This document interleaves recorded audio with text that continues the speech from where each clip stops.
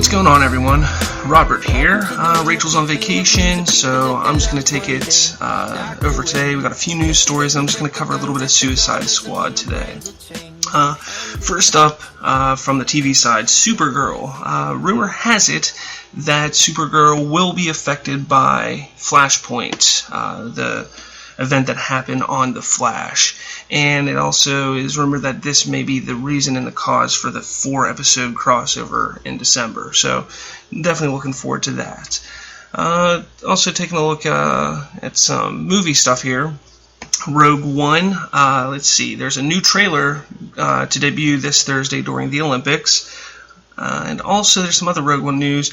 Potential that it's in trouble. I know back in June, early June, there were some reports about reshoots taking place and that the film was in trouble. And Disney came out and was like, nope, everything's fine. You know, the reshoots are always planned for films, which is true. But it seems that this time they've brought in Tony Gilroy, who is known for, he directed The Bourne Legacy, he helped edit some of the other Bourne films. Now he's been reportedly brought in to help edit the Star Wars spin-off. Now, with that said, Gareth Edwards, as you probably all saw from Star Wars Celebration, is still the face of the film, but it seems that they brought Tony Gilroy in to help edit the film, maybe make it a little less gritty, or what have you. I mean, at this point, it's kind of unknown what's going on with the film, because, again, reports back in June were that the Disney execs were not happy with the film. Some reports stated that they felt that it was too dark, too gritty, so they wanted to make it a little more light, maybe make it a little more close to how The Force Awakens was. But either way, I'm not really sure what to think about that. Alright, but getting off of that, we're going to just jump into Suicide Squad here. Suicide Squad just came out this past week, and prior to that, critics completely hammered the film. I saw it. I believe it was an excellent movie. A lot of different things that I felt were received incorrectly by the critics. I mean, they sit there and completely bash the pacing of the film. I feel the pacing was fine. It wasn't great, but it was fine. You have to realize that this is a movie that is taking 5+ characters and introducing them within a 2-hour movie. So they had to find ways and take liberties on some of the characters to show you what they wanted to show you. Obviously, Harley Quinn, Deadshot, even El Diablo, which completely surprised me. They were kind of like the centerpiece of showing who these characters are. Obviously, Amanda Waller, she had quite a presence in the film, as well as Enchantress.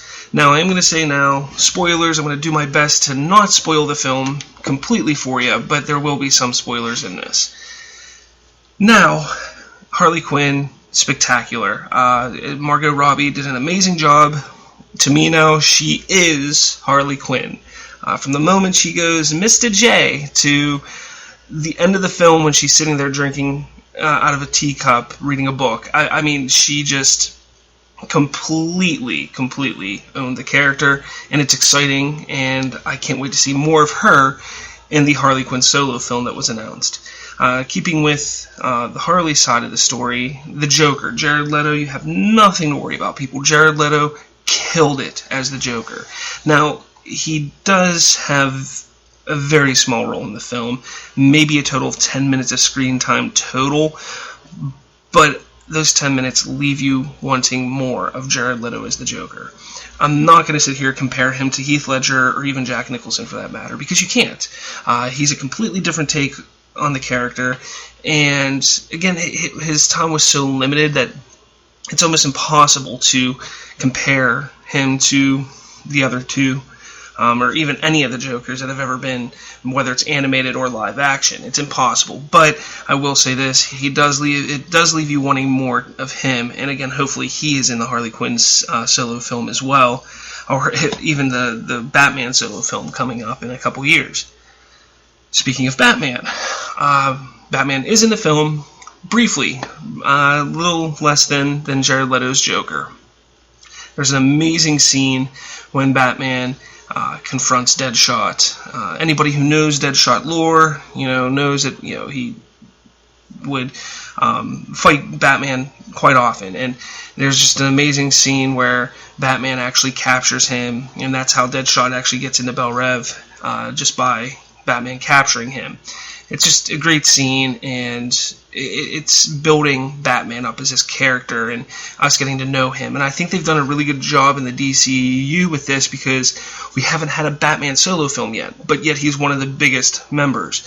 So this is kind of a way. They had him in Batman v Superman. He's now in Suicide Squad. Rumor has it he's going to be in Wonder Woman in some form or fashion, probably at the end. And then, obviously Justice League. So we're getting a whole bunch of Batman leading up to the Justice League movie, as well as leading up to the new Batman movie. So that's kind of nice. There's another scene with Batman, which you've probably seen in the commercials and the trailers, where he's on top of the car that Joker and Harley are in. That scene was cut down drastically, from what I understand, and from a lot of the reports. So again, with that, I think it's a great scene, and honestly, there's a scene right at the end of that, or there's a moment at the end of that scene that is just awesome. It's very comic booky, and it made the entire theater that I was in laugh, because it was just a great moment. So again, Batman, excellent job in the film. He's sprinkled in sporadically, very well done. With Ben Affleck and Bruce Wayne, there is a scene at the very end of the movie with Amanda Waller. It kind of shows you and sets up the rest of how everything's going to go. Really sets up Justice League more than anything, because Bruce Wayne, again, spoilers, is sitting there meeting with Amanda Waller, and she hands him a file after they agree to terms on a certain issue that happens in the movie. And the file, he starts flipping through. First picture you see is Enchantress, and then he flips through, and boom, you see Ezra Miller's Flash, and then you see Jason Momoa's Aquaman, and you're like, okay, so that's how he knows where these people are. Yes, in BVS, he knows about them, but now, thanks to Amanda Waller, he knows where they are, and he can go and find them, which leads into the Justice League. So awesome, I like it. It's not great, it's not a big Marvel ending like everybody, was expecting or what they like, but I think this definitely, much like Nick Fury at the end of the first Iron Man, sets up the upcoming films, which is definitely a plus in my book. Let's see, Deadshot. Will Smith owns the character, much like Margot Robbie did with Harley Quinn. He takes the character, makes it his own, and he really makes him a deep character. I mean, for those of you who don't know much about Deadshot, I mean, the big thing with him is he's an assassin. He has a code. He kills no women, no children, and everything he does in hopes to make a better life for his daughter.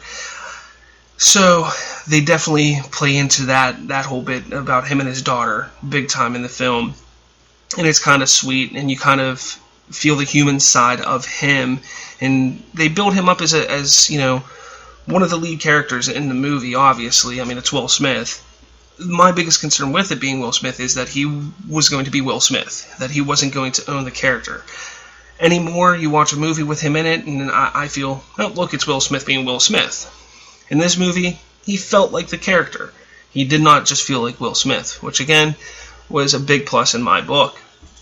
Again, I hope they take Deadshot and either make a solo Deadshot film, and I think that might be a good way for the DCEU to go. I mean, it's something that Marvel hasn't done. Again, this doesn't have to be like Marvel, but why not go and make a bunch of solo villain movies? Yeah, you can have your big 3, 4, 5, solo films for your big heroes, but also do the villains. I think that might be a good idea, and Will Smith and his portrayal of Deadshot, I think, would be excellent for that. Let's see. Like I said, El Diablo, before this movie, I knew nothing about him, and they really got to the heart of who he is again and why he is, and that's. It was really nice to see, because he does play kind of a major role near the end of the film, and leading up to that, I mean, you can see that he's tortured inside because of what he had done and who he is. So that was kind of nice. And any Slipknot fans out there, just don't go in expecting to see a lot of him. They don't really have much of an explanation on who he is, but there's a reason for that, because he just doesn't last long in the film. And it makes sense why he didn't last long. He's not that, in my opinion, he's not that interesting of a character, so they kind of got rid of the least interesting person as quickly as possible. But it also shows there's also story behind, or there's a story reason behind that, a plot device for that. Let's see, Captain Boomerang, spectacular. Jai Courtney, I think this really fits who he is. I think they need to do more with Jai Courtney and Captain Boomerang. There's definitely a little instance with him where there's a cameo from another Justice Leaguer that's gone in a flash, but it's very quick, and it's just really cool, because if you know anything about Captain Boomerang, and kind of just like, that's nice, that's a nice little nod there, and nice little cameo. And he's just a funny character. They didn't use him enough, much like Katana. Those two characters, I think, got the short end of the stick. I think they could have been used more, or should have been used more. I'm interested to see and learn more about Katana. I mean, I know a good bit from the Arrowverse on CW, but I think building this character up, and in the previews they were showing her, and it's just, she kind of fell flat because they didn't utilize her enough. Same thing happened with Jai Courtney. If they wanted to go with more humor, I think they should have stuck with Jai Courtney, because there's a few scenes in there where you just can't help but laugh by Jai Courtney's performance. Again, I think he's found his niche here, and I think he needs to move forward with these types of roles, because he isn't just a big action star. I mean, he's failed in every attempt to do that. Maybe he is more the comedic action star, more of a comedian. So hopefully we see him move in that direction more. I know I said a couple episodes ago that I felt that he would steal the show, that he would be the big one, but they cut so much of him out that it was almost impossible for that to happen. But he still does have a lot of good moments. Rick Flagg, played by Joel Kinnaman, he's kind of a one-dimensional character. There's not much to him. I mean, he's brought in by Amanda Waller because he's a soldier, and he's in love with June Moon, who is essentially Enchantress. And that's it. His only goal is to stop Enchantress. That's it. Like, he really doesn't have anything else. Yeah, he loves her, and he doesn't want to kill her. But besides that, I mean, that plot is very thin in the film.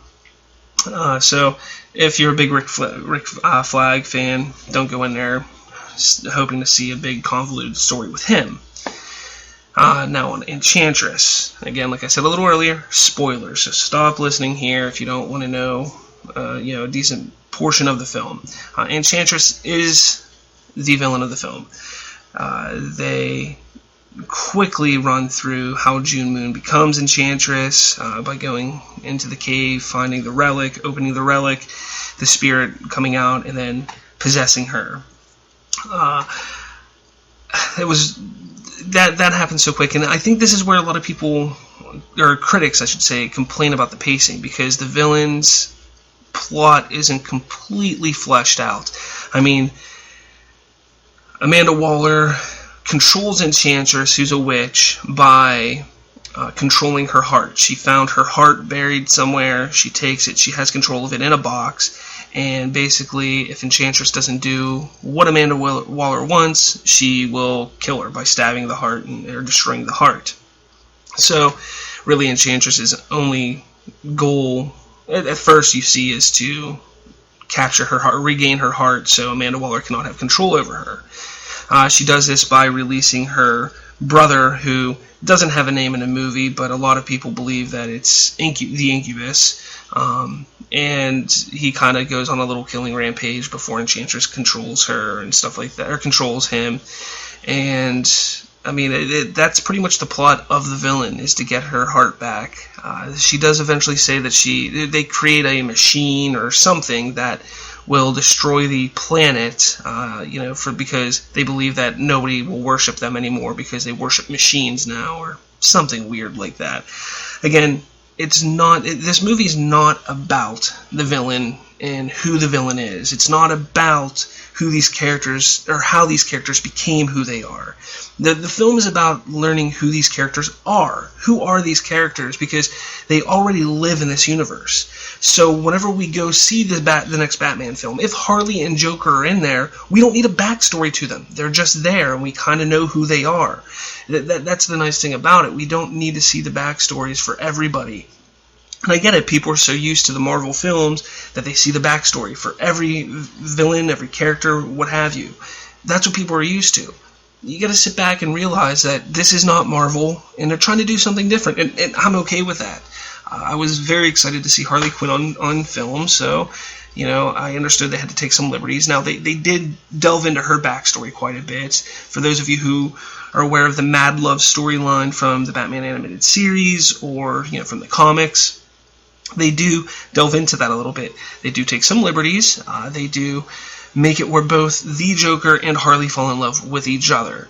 Now, again, it seems that was added after the film was made, because the film supposedly cut out a lot of scenes where Joker is abusive to her, just like in the comics and in the cartoon. I mean, Harley always loved the Joker, but Joker was the abusive boyfriend. And maybe WBDC just didn't want to go that route with it. I don't kind of blame them. I think the love between the two definitely worked in the film, and it also brings a new dimension to those characters that we can see play out for the first time, like we've never seen before. And that's a good thing, people. That's a good thing. We don't want to see the same thing that happens in the comics, or it just gets boring and old. That's what people don't understand. We don't want to see the same thing because it just gets boring. So we don't want the same thing as Marvel. We don't want them to copy exactly from the comics. Yeah, take inspiration from the comics and the cartoons and stuff like that, but don't make it the same.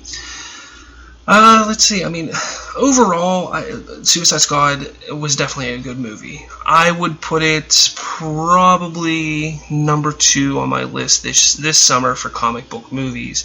Deadpool being number 1, number 2 being Suicide Squad, number 3 probably being Civil War, and then number 3 being Civil War, number 4 probably being Batman vs. Superman Ultimate Edition. Again, I mean, rather than X-Men, after that as well. Again, it's not a perfect movie. It's not, by any means. But neither was Civil War, and people ate that up. Civil War had a lot of flaws with it, yet because it has the Marvel branding on it, I think people are just, you have to like it. If you don't like it, how dare you? Yeah, I guess that's what it is. I don't know. But, with that said, I think that, you know, Suicide Squad is a fun adventure, you know, good action flick, something that you can sit down and just be entertained. Don't go in there wanting a convoluted story. We got the convoluted story with Batman vs. Superman, and people hated that. Can anybody be happy here? I mean, people hated Batman vs. Superman because of convoluted story. People are starting to hate Suicide Squad because it's too simplistic of a story. Is there a happy medium? I mean, what do you guys want? I don't get it. Again, I liked both films. I liked Batman vs. Superman, at least the Ultimate Edition, and I've grown to like it more the more I watch it. Suicide Squad I already like. Again, it's not a perfect film, but it's an exciting adventure film. It's good fun, and it's nice to see some of these characters brought to life finally on the big screen, and the actors did a hell of a job doing it. So I recommend, if you have not seen the movie, definitely go check it out. Obviously, the fans are going to see it because it's made, what, $150,000 in the first couple days? Or $150 million. Sorry, $150 million in the first couple days. That's pretty damn good for a movie that was lambasted like it was from the critics. So, again, go check it out. I urge you to do so, and let me know what you think. You know, throw comments down in the bottom here. Definitely hit the subscribe button if you like what you heard. You can follow me on Twitter @TheRemoteControl. You'll see that down at the bottom as well. But, you know, I guess that's about it for today. Again, it's a short episode. Like I said, Rachel's on vacation, so I just wanted to get a little something out there today. Thought I'd just let you guys know what I thought about Suicide Squad, as well as a few different news stories. So, alright guys, take it easy. Freakness is on the loose.